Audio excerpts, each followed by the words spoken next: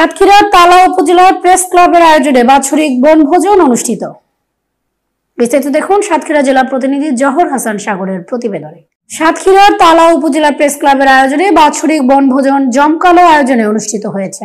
বুধবার 1 জানুয়ারি তালা উপজেলা প্রেস ক্লাবের আয়োজনে শাস এগ্রো টেকনোলজি শাহপুর ভাইরা পার্কে অনুষ্ঠিত বনভোজনে তালা উপজেলা প্রেস ক্লাবের সভাপতি দৈনিক মানব কণ্ঠের সাংবাদিক মোহাম্মদ আকবর হোসেনের সভাপতিত্বে প্রধান অতিথি হিসেবে উপস্থিত ছিলেন তালা উপজেলা নির্বাহী কর্মকর্তা Sheikh Mohammad Rasel.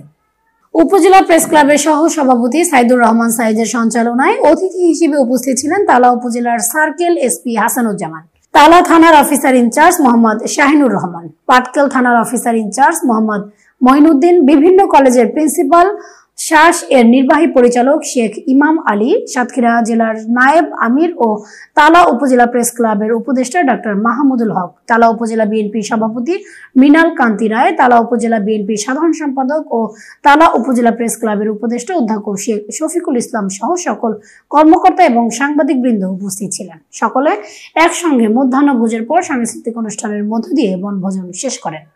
Desk news, ST Bangla. Million offer Walton fridge, TV, washing machine ও বিএলডিসি ফ্যান কিনে পেতে পারেন 20 লক্ষ টাকা। রয়েছে কোটি কোটি টাকার নিশ্চিত উপহার। এত কিছু আমিও যাই ওয়ালটনের শোরুমে। ব্যাকআপ